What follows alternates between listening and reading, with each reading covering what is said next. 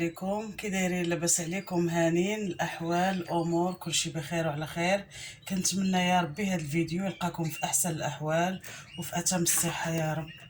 اليوم بغيت نقدم لكم واحد الحريشه ديال السميد اولا بسبوسه، كل واحد وشنو كيقول ليها، بطريقتي الخاصه والمقادير الخاصه ديالي المعتمده اللي كنخدم بها دائما. قلت ما فيها باس نشاركها مع الاخوات، بما اننا في العشيه دائما كنبغيو نديرو الكوتي لوليداتنا دابا مع المدرسه وداكشي، نحاولوا نوعوا في الكوتي ديالنا. باش ما نطولش عليكم غنبداو بالمقادير. عندنا في هاد البسبوسه عندنا واحد الكاس ديال الحليب، دائما بنفس العبار. كناخذوا كاس ديال الفورس، واحد الكاس مع مرش ديال الزيت، كاس مع مرش ديال السنيده، السميده رقيقه طبعا. وفي الاخر عاد غنقول لكم المقادير ديال السميده الرقيقه. عندنا واحد جوج بيضات، ساشيه ديال الفاني، جوج ساشيات ديال الخميره. كما ذكرت قبيله، جوج بيضات دائما بحراره المطبخ. هنا عندنا واحد الحامضه، انا كنحكها دابا، كناخذ غير القشره ديالها والعصير ديالها. خليكم معايا، انا غادي نمشي معكم مرحله بمرحله باش ما نطولش عليكم في الفيديو بزاف. العصير ديالها غادي نوريكم شنو غادي نخدم به. اما هنا في البسبوسه لداخل غادي ندخلوا غير القشور ديالها. خليكم معايا ما تمشيو فين تتشوفوا. غادي نحطوا هاد الحامضه بداخل ولا ناخذوا هاد القشور ديالها. وراه درت واحد قبيصه الملح دائما باش نقادو الذوق.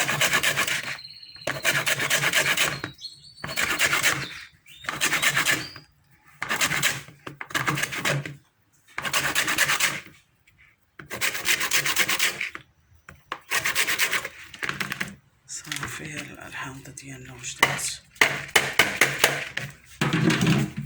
شفتوا؟ خدينا غير هاد القشور ديال الحامض، غادي نضيفوا عليهم هاد جوج بيضات.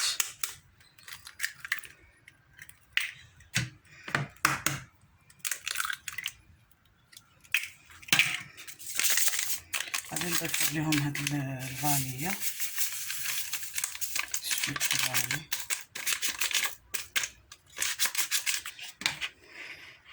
هاد الكاس ديال السنيده، كاس مع مرش ديال سنيده، واحد شويه ديال الخل، تقريبا شي معلقه ولا نص معلقه. هنا داك الكاس ديال السنيده دائما مع مرش حتى هو.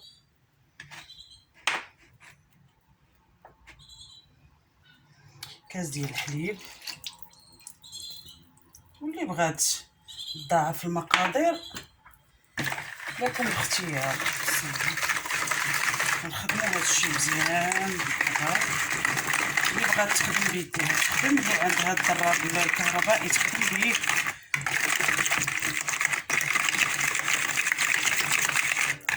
ملي كتخدمي هاد العناصر كامله مزيان، كنخلطوا هاد العناصر مزيان حتى كتنسجم لنا كامله.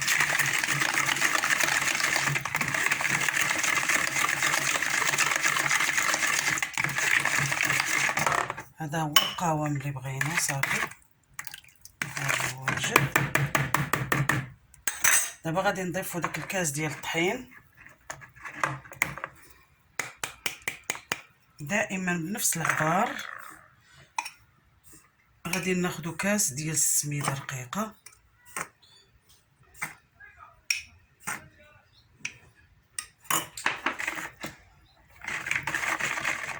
شويه. دابا غادي نضيفوا دوك الخمارات اللي ذكرنا،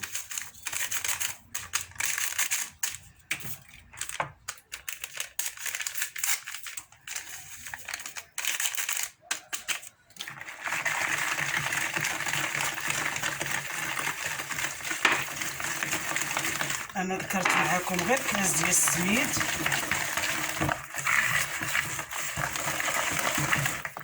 وانتوما عينكم ميزانكم، راه بعض المرات كيكون السميد كيشرب، بعض المرات كيكون السميد ما كيشربش، اولا الطحين حتى هو نفس المشكل.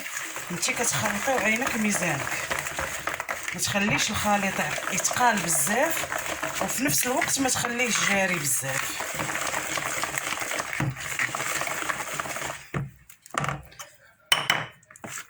المقاوم اللي محتاجه ليه انا كي كتشوفوا. هانتي كيبان لكم شو ما تقيلاش بزاف وما مطلوقاش بزاف. غادي حاولي تخدميها مزيان بيدك. دابا غادي نخليها محطوطه هنايا صافي تقريبا. دابا راه سالينا. غادي ندوزو ناخذ المول ديالنا اللي غنديرو فيه هاد البسبوسه. كما كنقول لكم دائما على حسب الاختيار وعلى حسب داكشي اللي كيتوفر عند اي امراه. انا مهم انا كنخدم بها هذه كتعجبني، طلع ليا الكيك والبسبوسه وكل شيء. غادي ندهنها غير بالزيت، بما انني ما دايره الزيت لداخل. غادي ندهن غير بالزيت، راه ما كتلصق ليا ما والو. كما كنقول لكم دائما في الفيديوهات ديالي البساطه هي كل شيء. العنوان كيوحي بان امراه البيت راه كتخدم بداك الشيء اللي كاين، ما كاينش الزواق، ما كاينش البروتوكول. دابا غادي نرشوها بالسميد. واحد الاضافه البنات من الاحسن هاد العمليه نقوموا بها منين نكونوا يلاه غادي نوجدوا البسبوسه ديالنا ونحطوا نوضعوها في واحد المكان بارد تقريبا واحد 5 دقائق. هاد المول اللي غنديروا فيه البسبوسه باش تنجح معانا.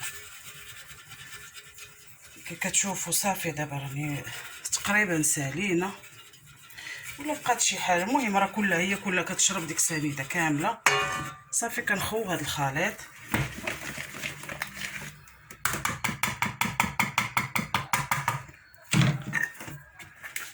نزيد واحد التحريكه خفيفه وكنخويه بسم الله.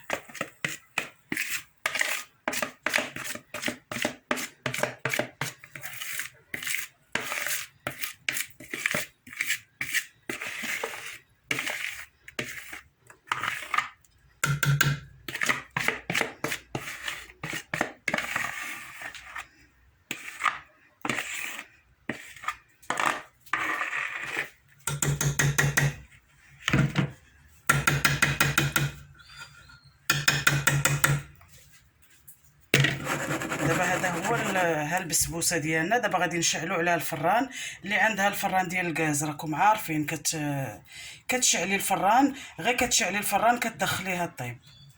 وانت راكي عارفه راه كتردي البال مره راه المهم ما كتحليش في الاول حتى كتحسي بها انها طابت وكتعطيك واحد الريحه. عاد كتحلي الفران. هي راه ما تخافيش منها، ماشي فحال الكيكه. بالنسبه اللي عندهم الفران ديال الضو كتدخليها الفران كتريقليه على 180 درجه. راه طبعا راه الفران ديال الضو راه كتكون فيه الزاجه. راه مره انت كطلي وكتراقبيها. وما تمشيو فين، خليكم معايا تشوفوا المرحله الاخرى ديال هاد البسبوسه. البنات ها البسبوسه ديالنا اللي وجدنا قبيله مع بعضياتنا ها هي وجدات. كي كتشوفوا راه كتوجد بفرمشه عين، راه ما كتعطلش في الطياب ديالها. كنتمنى انكم تجربوها وردوا عليا في التعاليق. وما تنسونيش من لي لايك ولي بارطاج مع العائله والاحباب باش تعم الفائده. غادي نقطع واحد طريف باش تشوفوها كيفاش كتجي من الداخل. بسم الله.